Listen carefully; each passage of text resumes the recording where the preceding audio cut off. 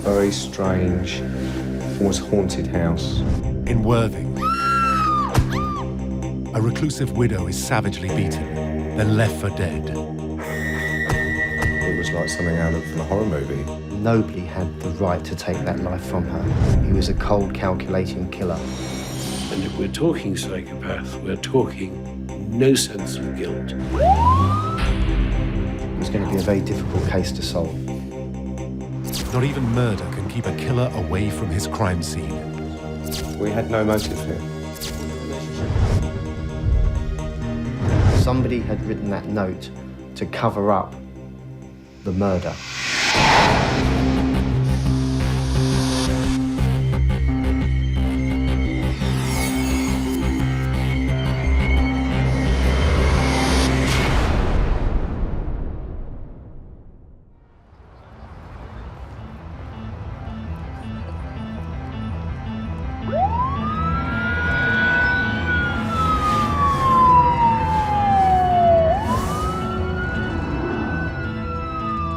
A missing persons report leads police to a derelict house on Tennison Road.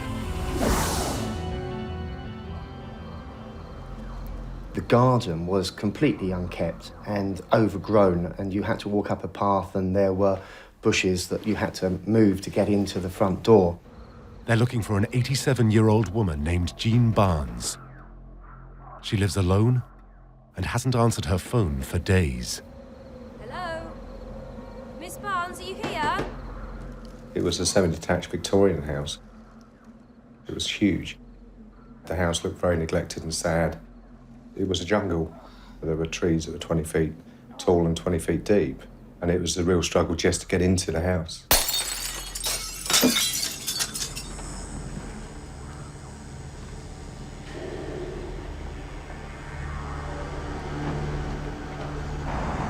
She was obviously a hoarder. The house was really in quite a nasty mess. There were rooms ceiling to the floor of newspapers and discarded items. Miss Barnes, are you here?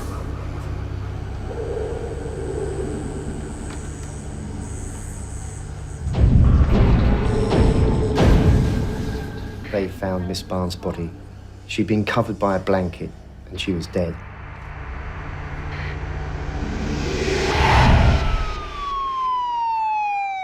At 10:30 that night, Steve Scott arrives. He takes over as the lead investigator. My role at the time was that of a senior detective, and I was on call to go to any suspicious death, any unexplained death.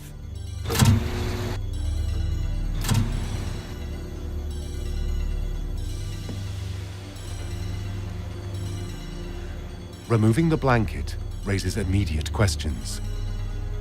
Yes, she may have fallen down the stairs, but that was unlikely.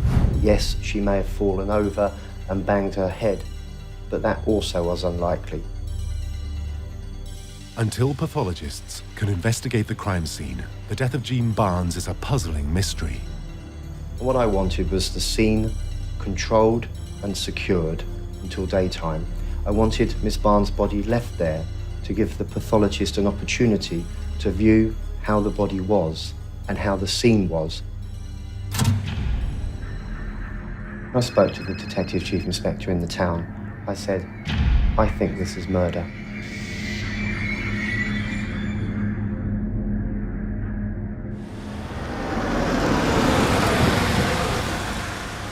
Due to the strange nature of the case, more help is requested. Chief Inspector Martin Underhill joins the investigation team. It was an incredible scene. I've never seen a scene like it. I've worked on 40-odd murders. This was probably, arguably, the most complicated scene that I've dealt with. Clearly had not been looked after for 20 or 30 years. There were cobwebs everywhere. The walls were filthy dirty. There was no carpet on the floor. It was just bare floorboards. And everywhere was newspapers. There are no signs of forced entry, no scratches on doors or windows. Detectives Scott and Underhill focus on the most compelling evidence. There was blood at the bottom of the stairs, and there was blood at the door leading into the downstairs bedroom. The pathologist confirms what Scott suspected the night before. The injury to her head was very severe. It looked as if she'd been attacked around the head a number of times. The location of her wounds immediately suggests how Miss Barnes was killed.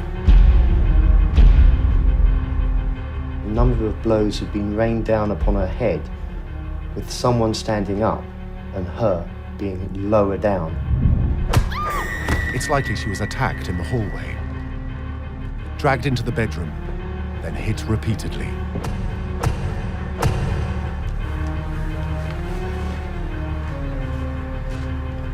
As police prepare to remove the body, their first piece of evidence surfaces. It's a note the night duty officer had received just hours before.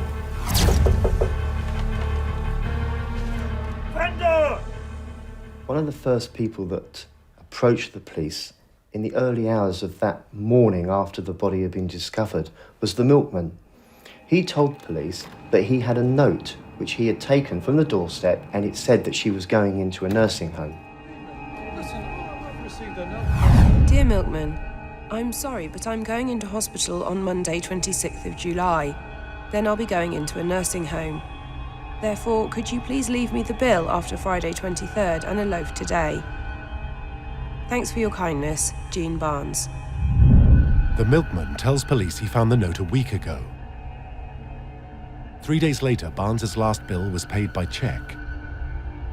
It suggests the victim died within the last 72 hours. It also raises other questions crucial to the investigation. Was she going into a nursing home? Where was it? Why was she going in?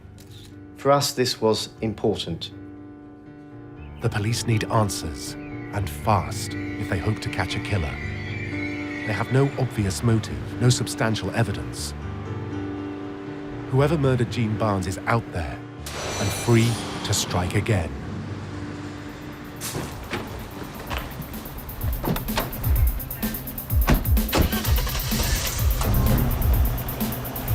A reclusive woman has been murdered in her home. So far, police have no suspects and no motive. But they do know the victim was reported missing by a neighbor, a woman named Hilda Wolven. Miss Barnes had an elderly friend that lived opposite. The elderly friend was blind, so they would phone each other, and Miss Barnes would read the newspaper on the phone. Wolven explains to police how calls to her friend's house had gone unanswered.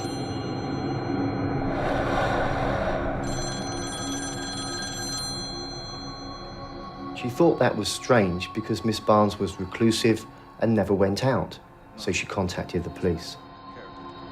When they tell her about the note turned in by the milkman, she doesn't believe it. She told the police that she was so friendly with her that she would have known, and Miss Barnes had not mentioned anything at all about going into a nursing home. Why would Barnes hide something like that from a friend? Murders are like jigsaw puzzles, and so are the victims. You have to piece together their life. After talking to other neighbors, police begin to build a profile of Barnes.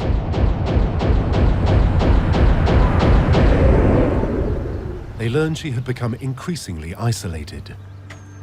Most people saw her come out of the house once a week when she would walk down the middle of the road with her basket to do her shopping. And that was it. She may have been seen in her garden, but very infrequently. She was reclusive and really stayed in the house completely. Detectives also discover the murdered woman has only one living relative, a nephew named Jeremy Wynn. They need to speak to him as soon as possible.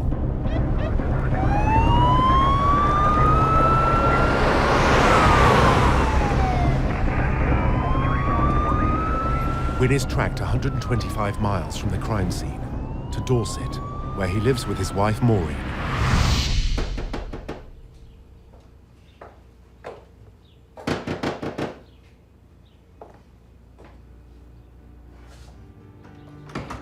I was met at the door by a policeman. I was quite surprised. I invited him in, and he told me what had happened. name's Chris Wyeth. Officer Chris Wyeth is assigned to deliver the news to Barnes' relatives. It was my first murder inquiry. I was looking to become a detective, so I wanted to, I won't say try and prove myself, but get as much experience as I could. I started shaking. I couldn't stop. Came back from work and my wife informed me that the police had been round. We both were very, very upset.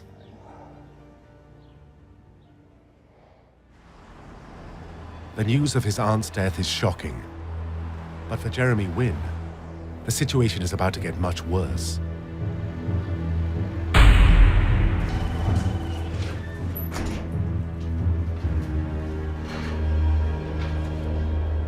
Everything was very cold and curt. You know that you haven't done anything wrong, and you wonder how to choose the words so that you can prove that. I believe I was a suspect. I had the feeling I was a suspect. What's your relationship with him? Most murders are committed by people in the family. The interrogation goes on for several hours.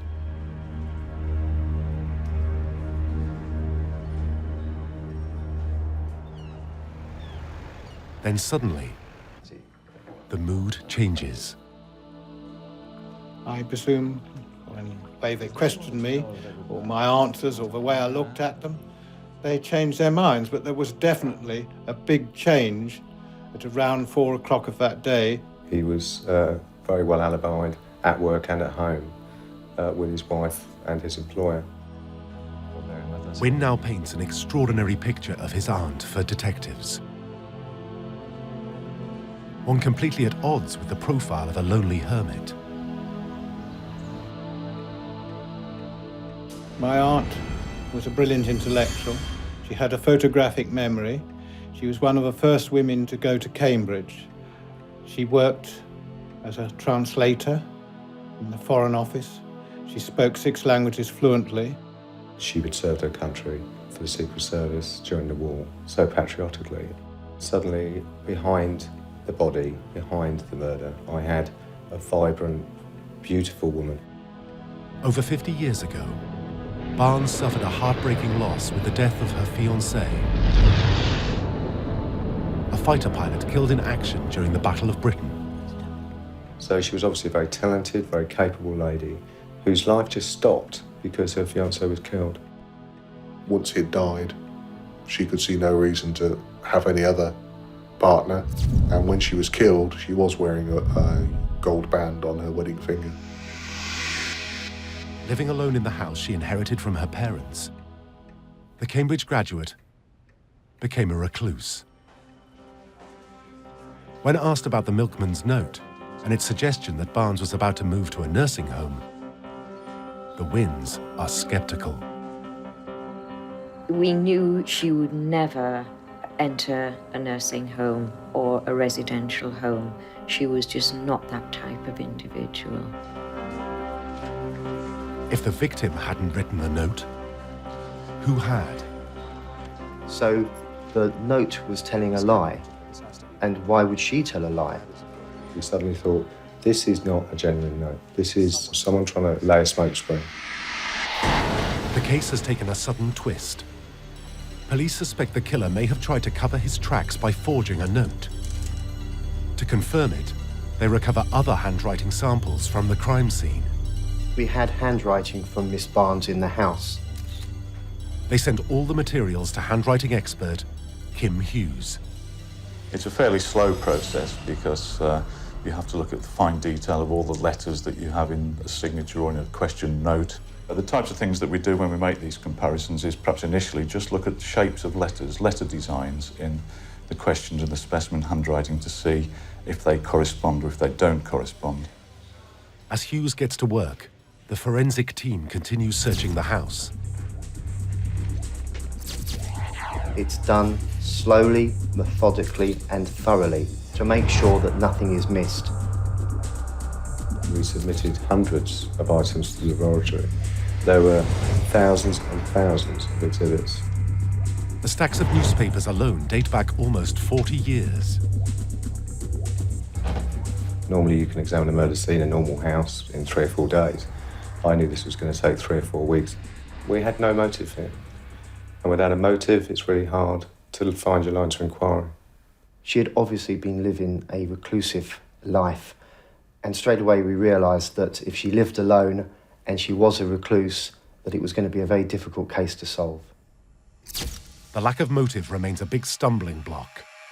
But at least now, the initial post-mortem results are in.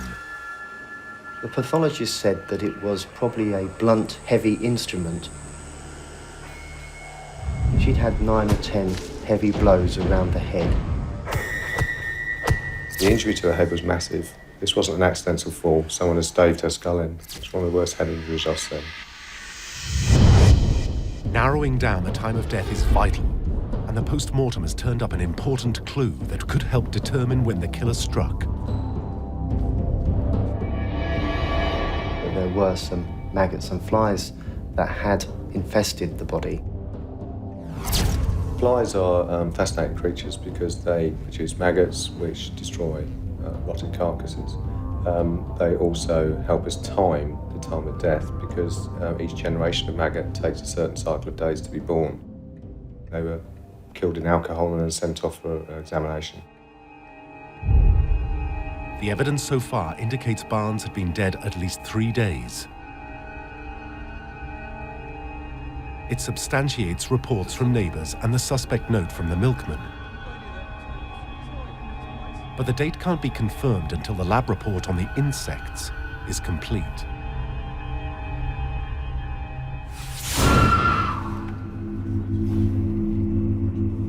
Six days after the body of Jean Barnes was discovered, there are still no suspects and no clues as to why she was killed. We wanted to know anybody and everybody that had been in that street in the preceding 7 days. So we made appeals through local media and also national media. As they wait and hope for help from the public, the police also search their own records for anything that might relate to the murder. Underhill, take a look at this. They make a startling find. Jean Barnes had phoned the police numerous times in the last year. She was complaining that someone was stealing from her house. Finally, the first sign of a possible motive.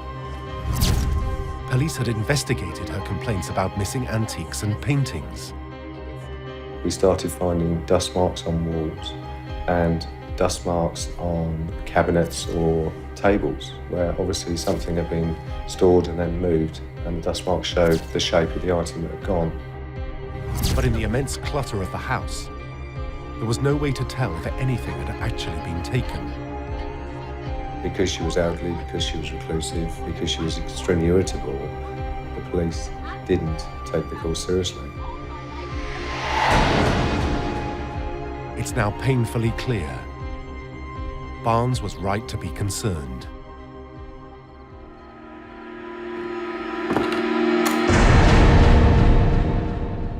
She knew something was going on, but it wasn't being pieced together. Then, the ongoing search of the house leads to another discovery.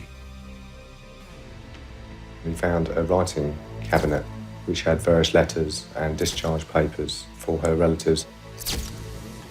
The cabinet holds Jean's financial records. What they divulge is stunning. She was worth well in excess of £500,000. I was flabbergasted. This lady lived on £3 a week. Suddenly we had a motive. Suddenly we realised that our motive might be theft.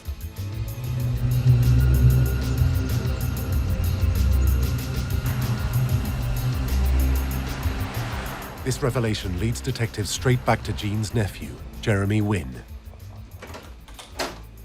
Good afternoon again. It occurs that Wynne or others may have known of his aunt's wealth and involved themselves in murder to get it. What we wanted to know was, did somebody else know that?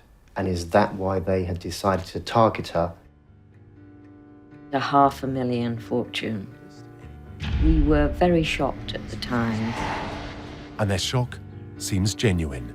When I found out, I was surprised. He had no idea his aunt was a wealthy woman. Wynne family weren't aware of the money either. Nobody seemed to be aware of how much money she had. But somebody knew her house was worth robbing.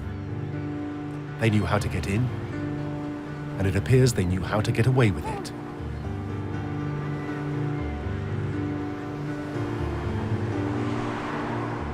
The police investigation has been underway for 6 weeks. Hope of finding Jean Barnes' killer is starting to fade. I did not think they were going to catch anybody, and this worried me.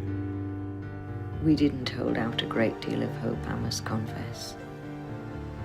We did feel that perhaps it would take a very long time before someone was caught.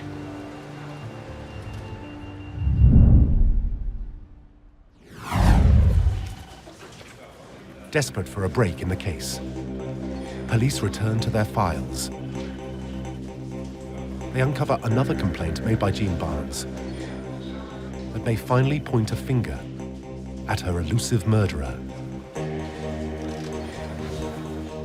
Months before she was slain, Barnes reported a suspicious phone call from a man claiming to be a bank official. He wanted details of her account, and though she refused to give any, 2 credit cards later arrived in the mail. Somebody had applied for 2 credit cards in her name, hoping that they could intercept the postman before the credit cards arrived at the house. But Barnes got them first. We had 2 credit card applications. We applied to the bank and they still had them on microfiche. The bank provides 2 other key pieces of evidence: a check left for the milkman to pay for the final delivery, and a second check sent to the local electricity company. The electricity company had sent her a bill which had been paid. We sent that to the handwriting expert. The same person had signed the cheques and the note. I was very confident that whoever had written out the cheques had also written out the applications for the credit cards. But that person was not Jean Barnes. The handwritings were quite different. One simple example, in the signature of Jean Barnes, she used to write the letter J with just 1 stroke of the pen. The signatures on the notes had a letter J that was written with 2 separate strokes of the pen. Although police find no usable fingerprints on any of the forged documents, they're convinced they now have the next best thing: the killer's handwriting. But what they still don't have is his identity. Clearly, the murderer had not wanted anybody to come round and disconnect her from the electricity for not paying the bill.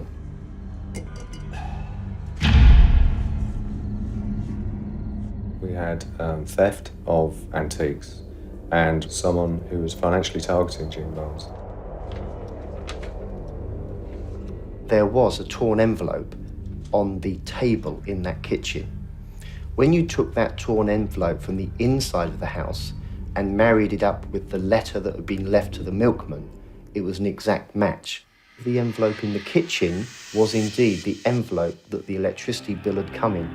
It can only mean one thing. Whoever wrote that note was actually inside the house when they wrote it. The evidence is chilling. Jean Barnes' killer had unrestricted access to her home, free to steal, defraud, then ultimately murder when he pleased. We realised that we had someone targeting Jean Barnes over a prolonged period of time. And until police can track him down, the killer is free to choose more victims.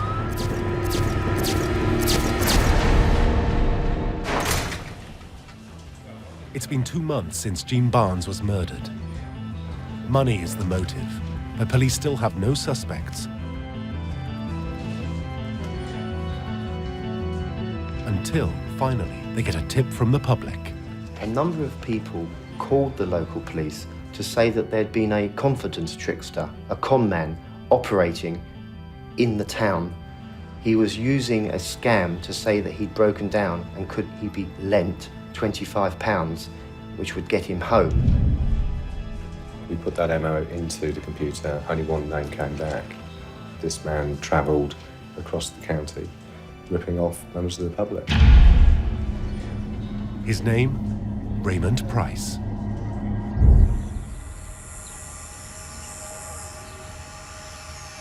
Could this be the man who attacked Jean Barnes?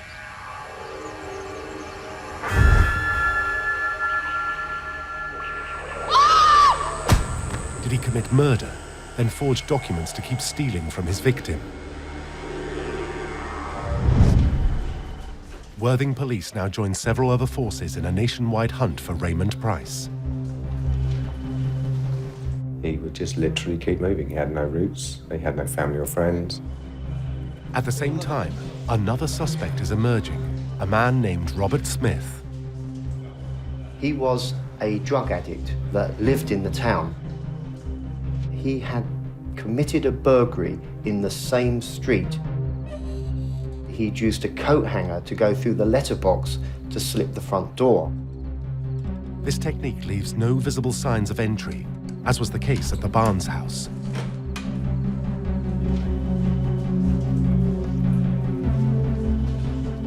After weeks of nothing, detectives now have two solid leads. While hot on the trail of conman Raymond Price, they track Smith down and bring him in for questioning. We arrested him. We took him to a local police station. The killer police have been seeking may be sitting across the table from them, and they've got a new piece of evidence that will prove it. A shoe print. It was on the second floor of the house, on the lino, in the dust. It was clearly a large shoe, not one of Miss Barnes. Police take Smith's shoes for testing and get a sample of his handwriting. If they match, the case will have broken open. A theory emerges that Robert Smith, drug addict, saw Mrs. Barnes in the area and knew she was vulnerable. His coat hanger gained him invisible entry into the house.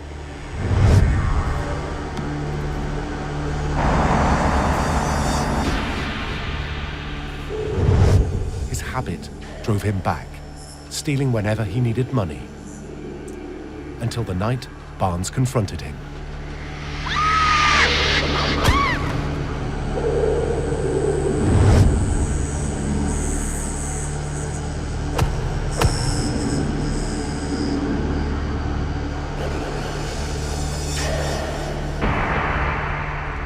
It's a solid possibility. But when the test results come back, the case crumbles. The shoe pattern wasn't a match. Worse, neither is the handwriting sample. Police have no option but to release Smith. Hopes dashed, they now focus entirely on the remaining suspect, Raymond Price. But they have to find him first. Police launch an all-out effort to track down the #1 suspect in the murder of wealthy recluse Jean Barnes. This is Raymond Price, and he's shown here coming out of Worthing Station in Sussex on a Saturday in July. We went on the National Crime Watch programme to make an appeal. We wanted people to tell us where he was. Worthing was murdered. If you see him, don't lend him money. 40 calls come in, but none lead to Price. Again, it seems the trail's gone cold. Then, an unexpected breakthrough.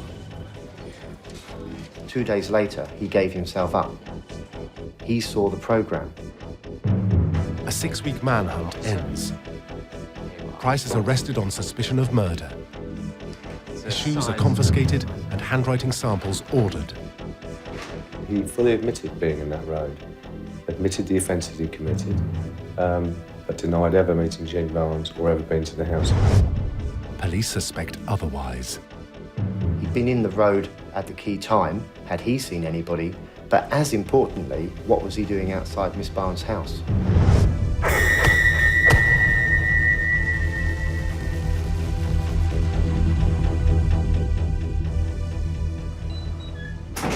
But detectives can't get a confession from Price. And there is worse news. His shoe print doesn't match.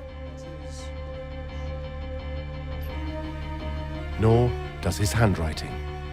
I found several differences between the handwriting of this confidence trickster and the question documents, but two that spring to mind are, on the question documents, the letter A starts with no significant downstroke. It starts from the bottom and goes upwards, whereas in the specimen writing there was a very tall initial downstroke in the capital letter A. I was able to report back to the officers in the case, and I thought that he was not the person responsible. Police are forced to release Price. More than 2 months after the murder, they once again have no suspects. And the bad news keeps on coming.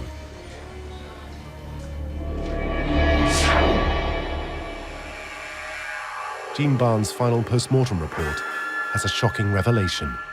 Due to unusually cool temperatures in her house, the gestation period of the insects found on her body was longer than first believed. We then found out that death occurred 2 to 3 weeks before her body had been recovered.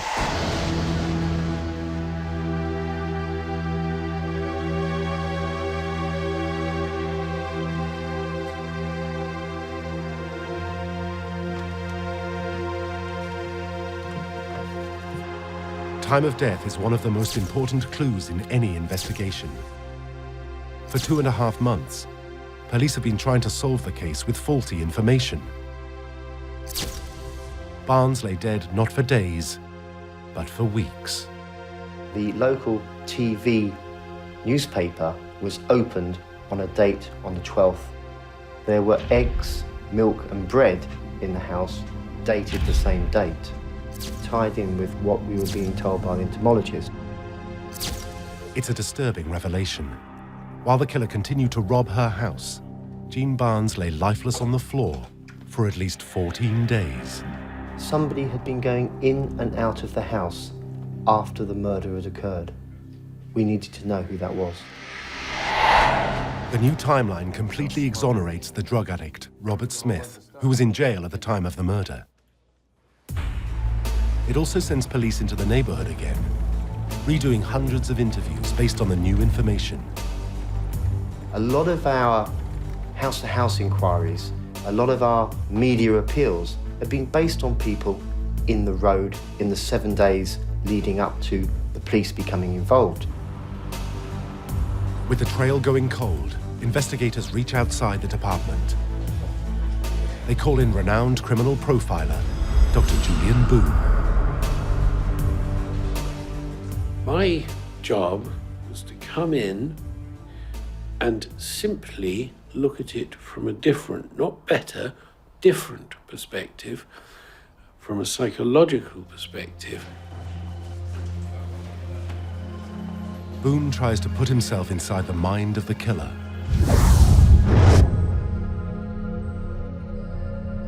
It became clear he would have some prior knowledge of the victim and she of he.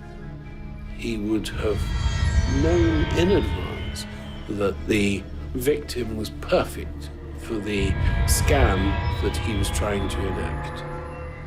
The thing that stands out first and foremost here is the extreme callousness. She was seen simply as an impediment to him getting the articles from the house for his own personal gain. Sheer psychopathy. And if we're talking psychopath, we're talking no sense of guilt. And if we're talking no sense of guilt and this extreme, it will have happened before. We'd be very strongly looking for someone with previous convictions or a previous history of fraud, embezzlement, crimes such as these. Julian suggested that it would possibly be somebody that could walk down the street without looking suspicious, somebody that should be in the street. Remarkably, key elements of Boone's profile fit someone police had already talked to. A man who knows the neighborhood. A man who knew Barnes and could easily access her home without raising suspicion. the milkman. We found a lot of our leads were leading back to the milkman. We needed to talk to him to establish his movements. He was giving us a lot of evidence. He gave us the note that he was involved in the check. The milkman is asked for an alibi to cover the revised time of death. We found some discrepancies we weren't happy with. He had some dishonesty in the past. He had also been sick or not done the duty on the day after the murder. We found a Christmas card from the murder victim in his house. We thought it unusual that he had over 300 customers, and yet only one was found in his house.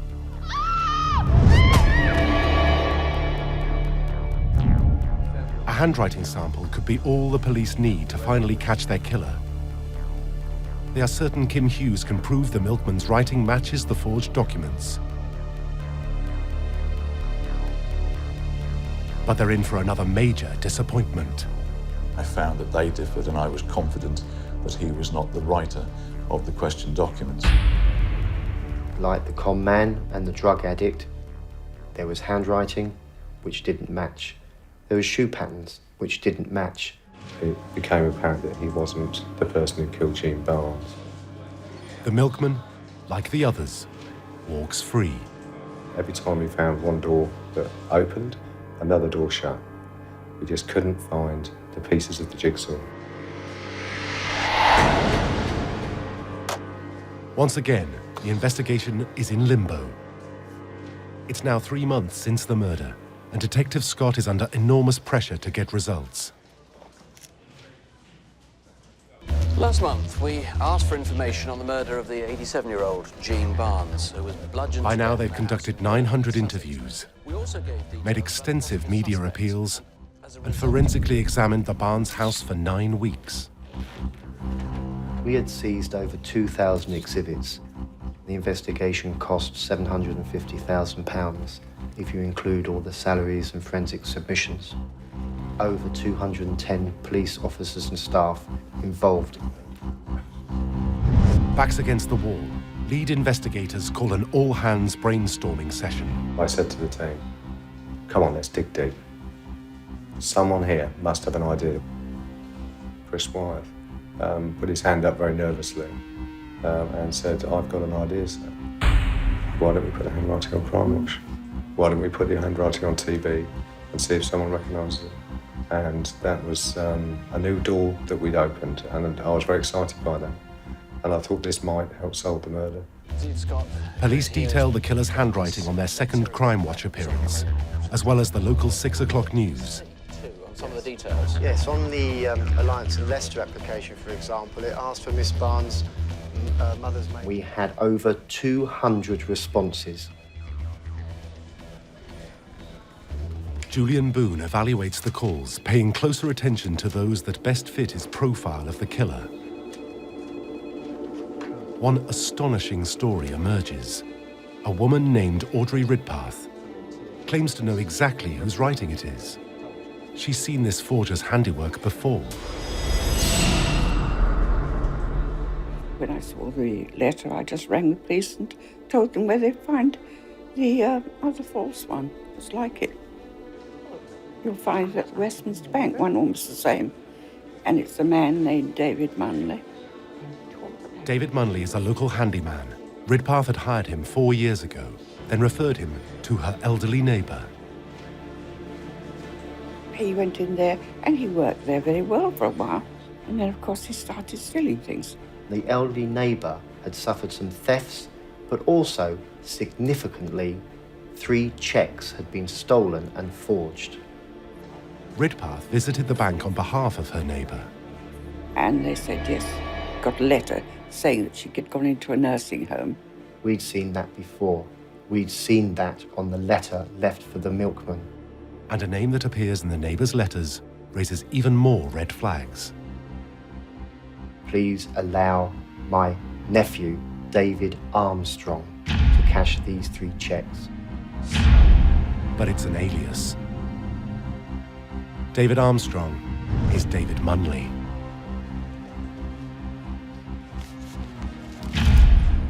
even to an untrained eye, this was similar handwriting.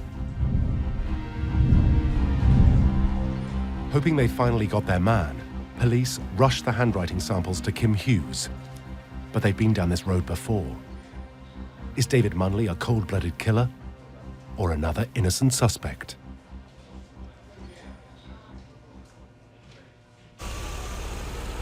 After 4 months of investigation, police may have finally uncovered the killer of Jean Barnes. This was a conman who was targeting elderly ladies, and because of his previous convictions, we realised that this man didn't just fit the profile of the profiler, he also had motive, opportunity. Authorities act quickly, moving in on David Munley at his home.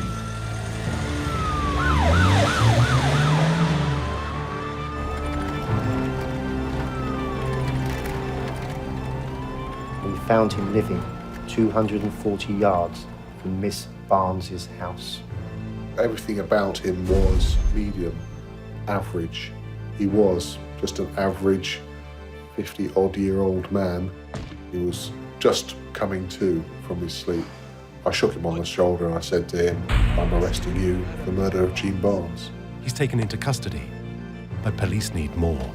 We knew when we went into David Munley's house, we needed to recover handwriting. The search ends in failure. Not one scrap of handwriting is found. It was almost as if he knew we were coming. Unfazed by his arrest, Munley denies knowing Jean Barnes. Within his rights, he refuses to give a writing sample. Detectives are nervous. The case against their suspect remains hearsay, lacking hard evidence and irrefutable proof. Munley walks free in 3 days, unless they find something in his flat that conclusively links him to the crime. There were some wooden floorboards in an understairs cupboard. The search team, being thorough, lifted the floorboards. They lift the floorboard up, and underneath is Pandora's box. When they looked into the void between the joists of the floor, they could see a number of items. There were some 20 cigarette ends and a couple of candlesticks. And there's one more item that connects him to the victim. Jean Barnes' civil service membership card. Like trophies, which had been stored away. And I was astounded, absolutely astounded. It's a stunning breakthrough. I knew that it linked 100% David Munley with Jean Barnes. When these facts were put to David Munley in interview, he changed and went no comment. He knew that his lies had caught him out. Soon, word comes in from writing expert Kim Hughes.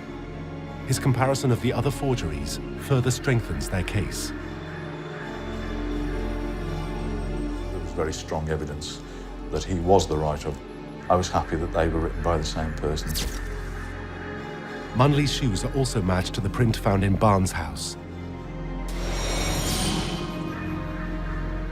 Police now believe they know how Jean Barnes became Munley's victim. He's a failed businessman, deeply in debt. To make ends meet, he began working as a handyman. She contacted him and he started to work on the building. And he obviously noticed that beneath the dust, some of the antiques looked quite valuable. Having regular access to Jean's house, Munley could easily have stolen a key. He then returned to the house on a number of occasions to steal from her. As well as making off with the vulnerable widow's possessions, Munley also attempted to rob her by credit card fraud. My name is David Armstrong from Midtown Bank.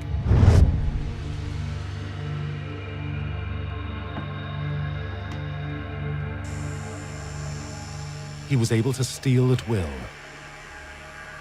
until Jean stumbled into a fateful confrontation.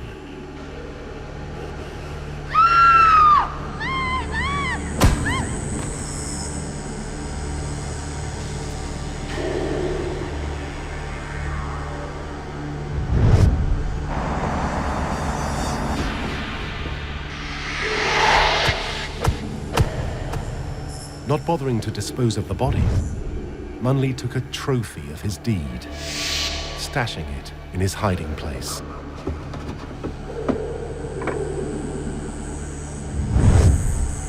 He then raided Jean's house for at least 14 nights,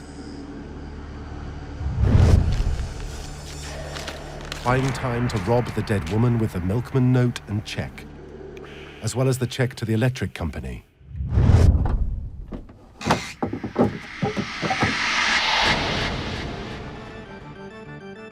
Two days after his arrest, police charged David Munley with murder. Soon after, a flood of condemning evidence emerges. His DNA was on those cigarette ends. His DNA is also found on a used tissue recovered from Barnes' house. He's tied forensically to both locations.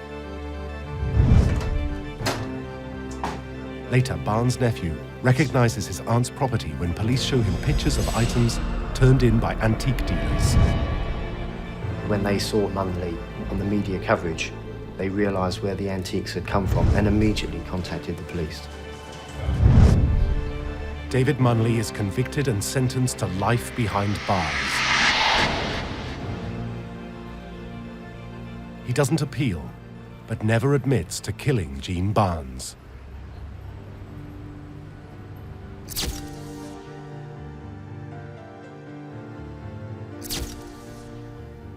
I was affected by the great service she did to this country and the fact that she became a recluse and no one knew who she was.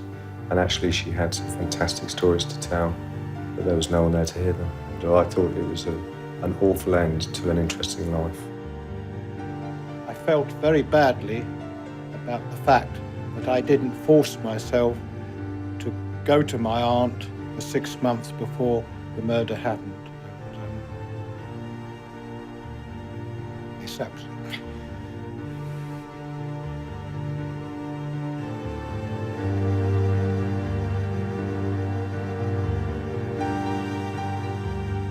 This upset me throughout the case. But I feel guilty.